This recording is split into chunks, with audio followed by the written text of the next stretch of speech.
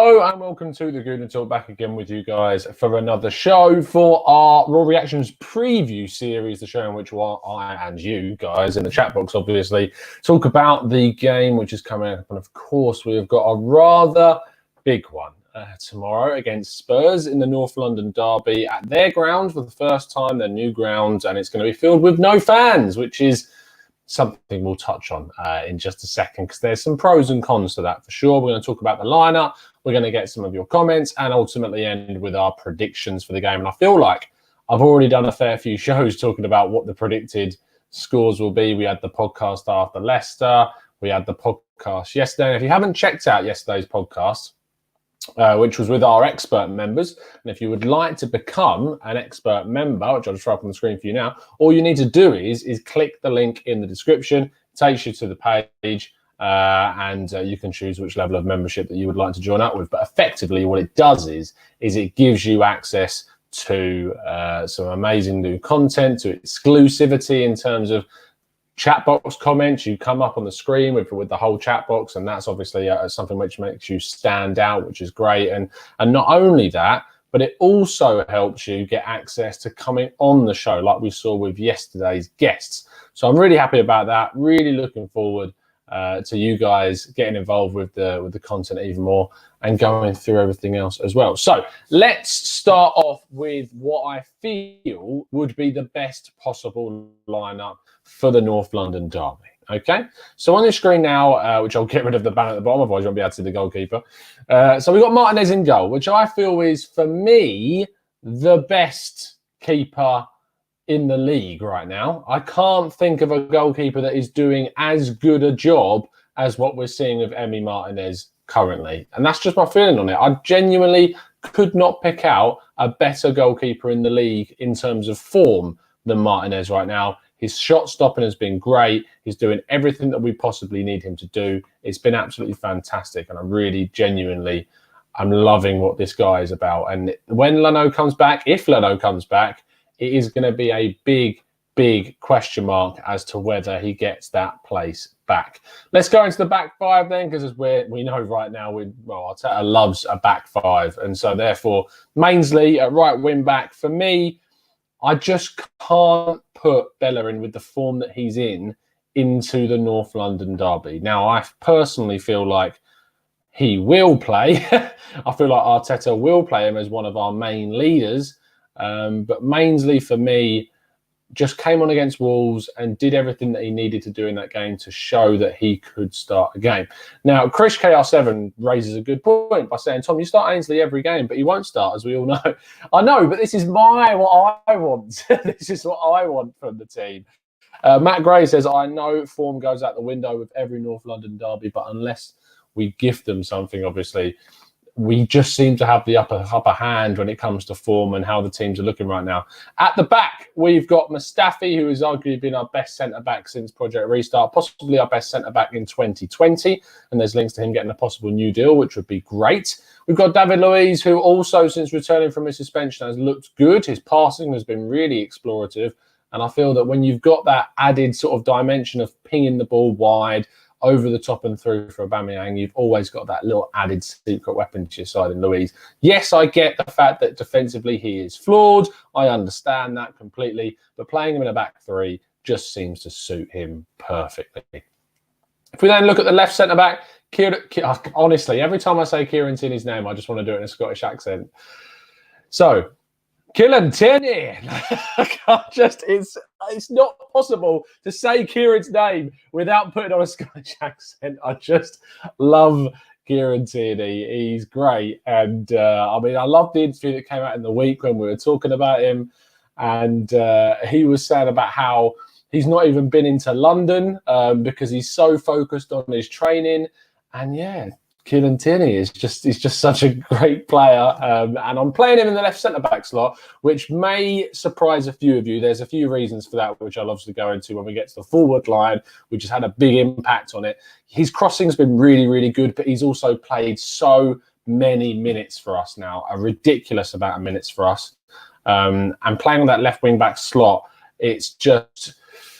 he will use up so much stamina across the games, and we need him throughout the rest of the season and into the FA Cup game as well. And I feel that Saka playing at the left wing back role will also help his creativity. That's where he's got most of his assists from this season. And I just feel that to fit the front three, which we'll come on to in a second, that is what you've got to do. I have reservations around Kolasinac, and I just can't stomach putting him into such an important game. That's just where my head's at on this one. It really is. Xhaka and Ceballos, easily the best centre midfield combination that we've got at the club right now. Ceballos has been an absolute gem since Project Restart. Not since Project Restart, I suppose, but from certainly the Sheffield United game where he came on and scored. But since then, he has been an absolute revelation. And hopefully you can translate that into a North London derby. Granit Xhaka, again, pivotal to how we want to play our game. Really important that we get through that high press that we were expecting probably to see from Spurs. I'm thinking that they're going to press us. But who knows, with Mourinho, he might decide to sit back. I just feel like we need that passer in between the lines that Xhaka gives us. Pepe, Lacazette, Aubameyang. This is the front three we need to go for when, obviously, we are without Eddie Nketiah. If Eddie Nketiah was fit, I would be playing Eddie Nketiah. I was just wondering, live viewers wise, they're not going too great. Looking at Sheffield United absolutely battering Chelsea, so maybe everyone's sitting there and watching that game, which is great. And obviously, this will be pre-recorded from that, and by the end of the game, the scoreline might be very different. It's not looking great for us in terms of Europa League qualification, though. Chelsea seems to be away and gone, so that doesn't really help us, does it? But anyway, we'll come on to that more, obviously, at the end of the weekend when we're talking about where things are looking. But if we look at the front line then, Pepe, Lacazette, Aubameyang. Pepe needs to come back in now. He's got the quality that is going to rip Spurs apart if he plays at the top end of his game with his pace, his speed, his trickiness, cutting inside and banging some shots in. Lacazette and Aubameyang again. Lacazette has to play because Nketiah is not there, and he needs Lacazette there. I know that he's missing the big chances. I know that, and I know it's really frustrating to see him do it. But at the moment, without Nketiah, we can't rely on Aubameyang to hold the ball up top. Aubameyang feeds really well off a striker that holds the ball up like Lacazette. And I just don't think that's something we can sacrifice for this game. If he scores, his confidence shoots up, Lacazette. So fingers crossed he can take one or two of the chances that he's given.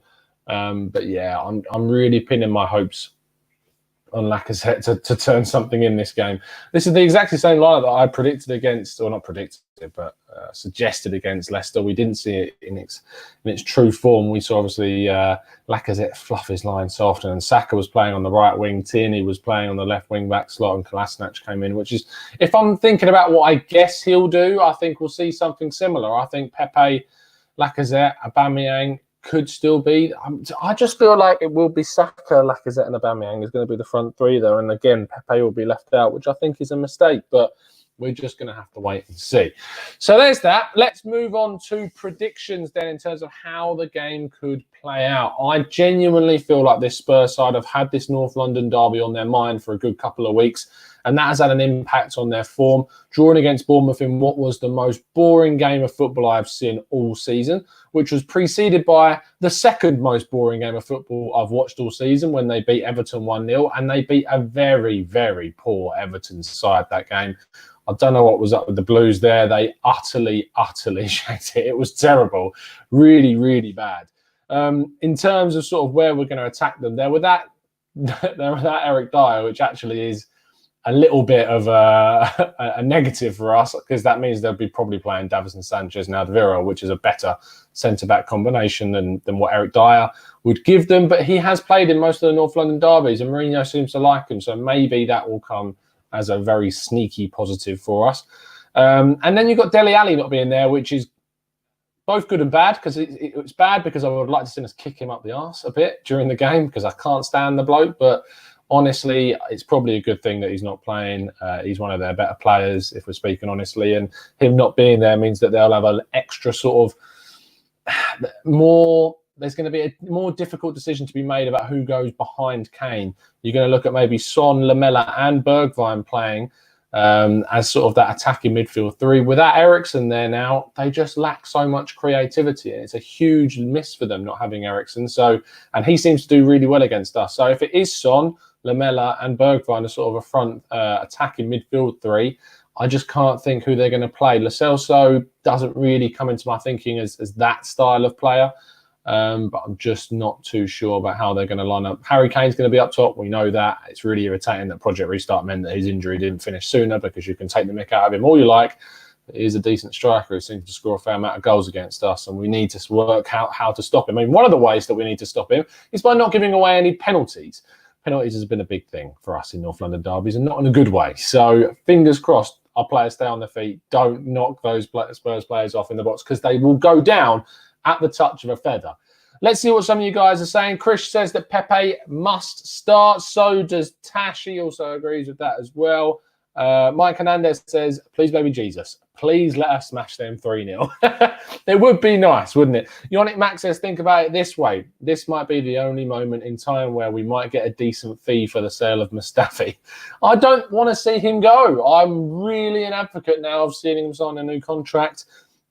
If you think about what he's done, signing on another centre-back to replace him is going to cost us a lot more money than we are going to get for selling him.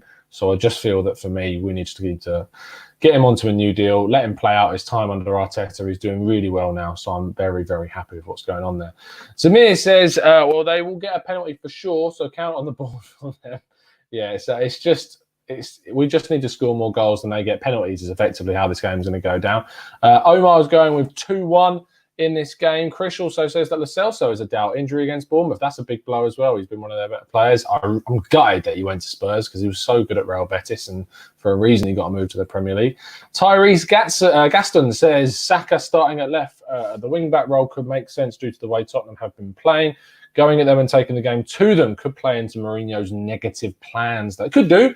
But then obviously you've got more creativity further back on the pitch. With Kolasinac, the left centre-back slot, you don't get that. But Saka and Tierney interchanging, I think maybe that would play into more creative hands and possibly do something against them. He knows that we're going to set up at the back three with the two fullbacks pushed really high up, and he might use that to their advantage. But I can't see much other than a really defensive performance, considering how poor their goal-scoring form has been over the last couple of weeks or so. Mike Hernandez says, would have been great if Lloris and Song came to blows. It would have done. Our resident Man United fan says Arsenal are playing well. This only means there's a disaster waiting to happen around the corner and an epic meltdown. I mean, usually those two things do go in tandem with Arsenal. Eventually, all good things come to an end, which I was hoping would have happened against Aston Villa for United, but Fernandes cheated and got a penalty. So there you go. Omar says, Tom, when do you see Arteta reverting to a back four? When he gets good enough centre-backs, Omar. It's as simple as that. He wants to play 4-3-3. I think that's been clear since he came in. And now he knows he just doesn't have the quality at the back to be able to do that yet. Maybe with Saliba coming in, maybe with another centre-back, if we sign one during the summer, he can start to work out how that might happen. But at the moment, and the right-back situation as well needs work. I just feel that eventually the long-term plan will be to go for a 4-3-3 or 4-2-3-1 as we have previously seen in the past. But he can't do it with the squad that's available to him now. It's as simple as that. Chelsea getting smashed, says Afsar. This might be very different after you watch this tomorrow morning or whenever you watch it before the game. So I'll be interested to see if they do manage to hold on Sheffield United. Chris KR7, good enough midfielders as well. Yeah, 100%. I think that when you want to play 4-3-3, a Thomas Partey style player that enables you to beat the press is so key. And we just don't really have that. Sabas can bring the ball out, but his passing and strength isn't enough right now and won't be enough to be that transformative player that we feel that Thomas Partey could be for us. So there you go. It's been a short one today. Apologies for that, but I've got some stuff to do this evening. And fingers crossed, as you may have seen on Twitter, the hardware might be getting an update and an upgrade. And that is a massive, obviously, a big thank you to the members that are helping out, supporting this channel, helping this channel to become even better, improving the software, improving the hardware, improving the intros, the logo, which should be coming out in a couple of weeks or so. Really looking forward to getting a new laptop now and really pushing through with some more detailed content in a laptop which doesn't decide to let me down during a live stream, which it did yesterday. But my expert members who came on the show yesterday absolutely did brilliantly to cover my arse when things did go a bit wrong. So I'm looking forward to that. I'm looking forward to speaking to you guys after the game tomorrow. If we win, I'll still be here if we don't, but I won't be looking forward to it, that's for sure. But fingers crossed we can get a result against the Spuds and come away with 3 points and put a 4-point barrier between ourselves and them as we round down to a fingers crossed St. Totteringham's Day for the first time in a little bit, which would be very nice. A nice cherry on the top of what has been a fairly terrible season. But other than that, it's been a real pleasure speaking to you. As always, I'll see you very soon. Please drop a like on the video and subscribe if you're new. Turn those notifications on so you never miss a show. And of course, as always, up the Arsenal.